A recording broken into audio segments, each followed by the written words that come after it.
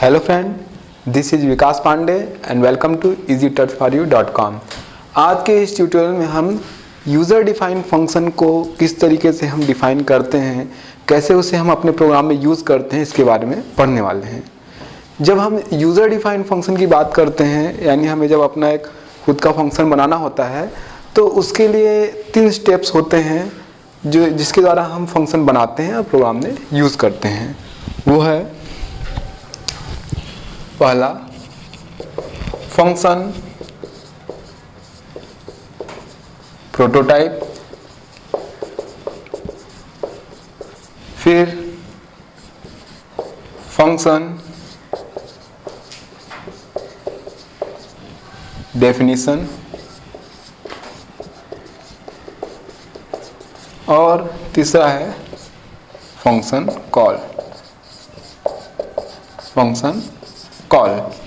तो यहाँ पर हम सबसे पहले फंक्शन प्रोटोटाइप और फंक्शन कॉल के बारे में पढ़ेंगे, फिर अगले वीडियो में हम फंक्शन डेफिनेशन के बारे में पढ़ेंगे।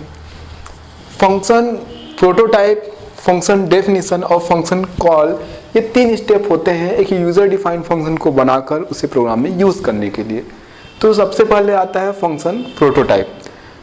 जब हम C++ में यूज़र डिफाइंड फंक्शन बनाना चाहते हैं, यानी यूज़ करना चाहते हैं, तो सबसे पहले हमें उसका एक प्रोटोटाइप देना होता है कि फंक्शन क्या रिटर्न करेगा, फंक्शन में आर्गुमेंट किस तरीके के पास किए जाएंगे। तो ये जो फंक्शन का टाइप होता है, जो उसका नाम होता है, इसको हम बोलते हैं फंक्शन प्रोटोटाइप। तो पहले फंक्शन प्रोटोटाइप को देखते हैं कि इसमें कौन कौन से पार्ट होते हैं। फंक्शन प्रोटोटाइप में ये 4 पार्ट होते हैं। सबसे पहला देना होता है हमें फंक्शन टाइप।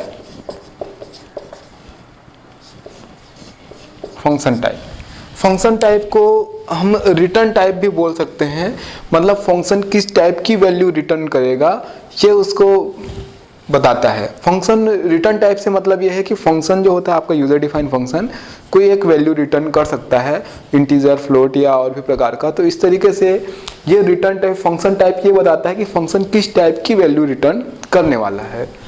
आगे दूसरा है फंक्शन नेम। फंक्शन नेम मतलब कि आपने फंक्शन को क्या नाम दिया है। आप जब फंक्शन बनाते हैं तो कोई एक पर्टिकुलर नाम देते हैं ताकि इसे यूज़ किया जा सके आसानी से प्रोग्राम में, तो ये फंक्शन नेम होता है। आगे तीसरा है पैरामीटर लिस्ट।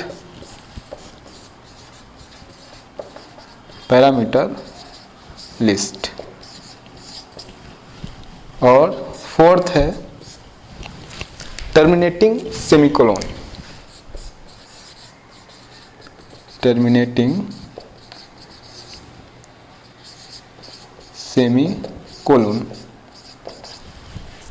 तो इस तरीके से फंक्शन प्रोटोटाइप में ये 4 पार्ट होते हैं।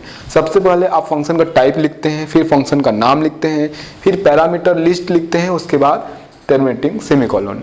तो एक एग्जांपल के द्वारा हम समझते हैं कि ये क्या होते हैं, इनका अलग अलग यूज़ किया है प्रोग्राम में, फंक्शन प्रोटोटाइप में। जब हम एक फंक्शन डिक्लेयर करते हैं, बनाते हैं, तो उसको प्रोटोटाइप देने का सिंटेक्स है, सबसे पहले आप लिखेंगे उसका टाइप, फिर आप लिखेंगे फंक्शन का नाम, फिर पैरामीटर लिस्ट होता है, पैरामीटर लिस्ट, इसे हम आर्गुमेंट भी बोलते हैं, और लास्ट में टर्मिनेटिंग सेमीकोलन।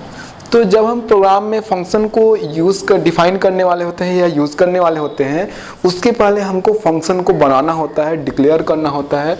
इस तरीके से हम फंक्शन का प्रोटोटाइप देते हैं।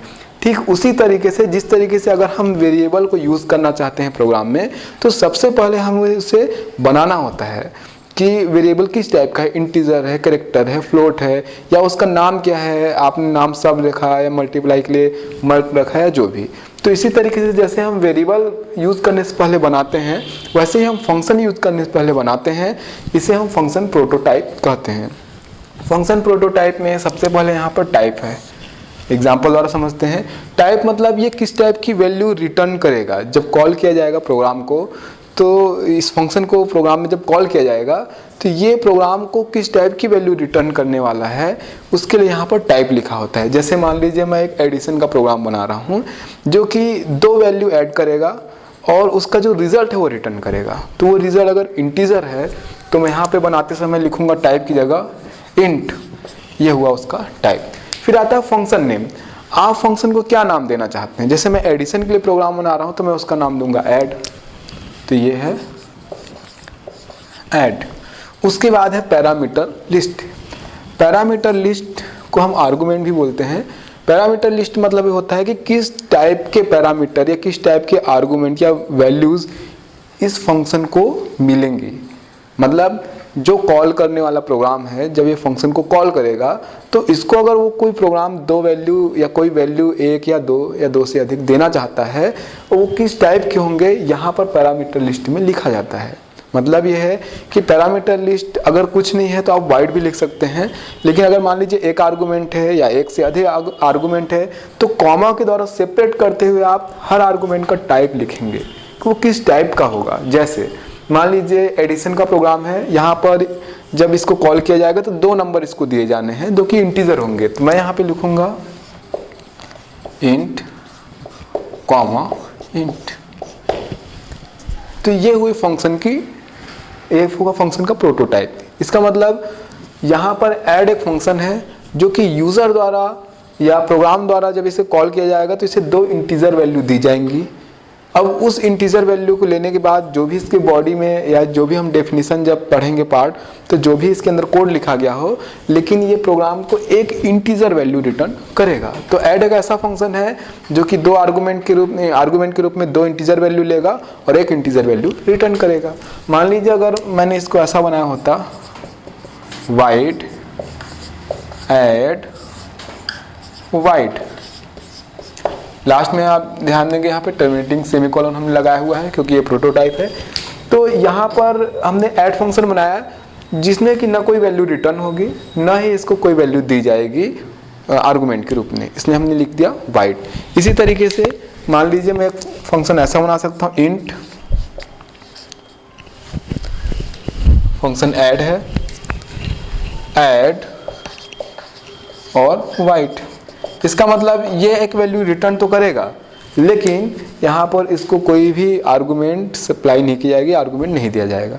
तो इस तरीके से अलग अलग प्रकार से आप फंक्शन बना सकते हैं। फंक्शन में ये पार्ट होते हैं, उनके टाइप, उनका नाम और पैरामीटर लिस्ट। हो सकता है कि किसी में टाइप वाइड हो या पैरामीटर वाइड हो। अगर रिटर्न कर रहे हैं तो आप उसका रिटर्न का टाइप लिखिए। आर्गुमेंट अगर एक है तो एक पैरामीटर हो सकता है, आर्गुमेंट 2 या 2 से अधिक हो तो उससे ज़्यादा पैरामीटर। अगर हो सकता है कि आर्गुमेंट के जो टाइप हैं, जो 1 या 1 से अधिक है, वो अलग अलग भी हो सकते हैं। जैसे मैंने यहाँ पे लिखा फ्लोट, क्योंकि ये फ्लोट वैल्यू रिटर्न करेगा, और फंक्शन का नाम ऐड। अब यहाँ पर मैं 2 वैल्यू दे सकता हूँ इस तरीके से, इंट और कॉमा फ्लोट। इसका मतलब ये है कि ये फ्लोट वैल्यू रिटर्न करेगा और आर्गुमेंट के रूप में 2 आर्गुमेंट लेगा, जिसमें से पहला इंटीजर टाइप का होगा जबकि दूसरा फ्लोट टाइप का होगा। तो इस तरीके से पैरामीटर लिस्ट में पैरामीटर का जो टाइप है वो अलग अलग भी हो सकता है। तो ये हुआ फंक्शन का प्रोटोटाइप। हम जब एक फंक्शन को यूज़ करने वाले होते हैं तो उसके पहले हमको उसका प्रोटोटाइप देना होता है कि फंक्शन का टाइप क्या है, कैसी वैल्यू रिटर्न करेगा, उसका नाम क्या है, उसमें आर्गुमेंट की संख्या कितनी होगी और किस टाइप की होगी। बेसिकली यहाँ पे जो पैरामीटर लिस्ट होता है, यहाँ पर कितने आर्गुमेंट होंगे और किस टाइप के होंगे ये बताना होता है। जैसे मैंने यहाँ पे बताया ये वाइड है, ये इंट है, दोनों ही इंट है। यहाँ पर पहला इंट लेकिन दूसरा फ्लोट है। अब हम देखते हैं फंक्शन कॉल को।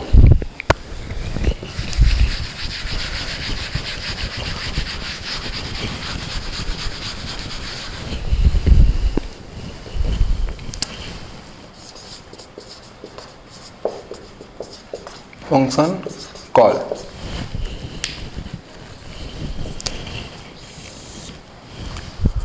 फंक्शन को जब हम प्रोग्राम में यूज करना चाहते हैं तो हमें उसे कॉल करना होता है, जिसका सिंटेक्स है फंक्शन नेम और पैरामीटर लिस्ट।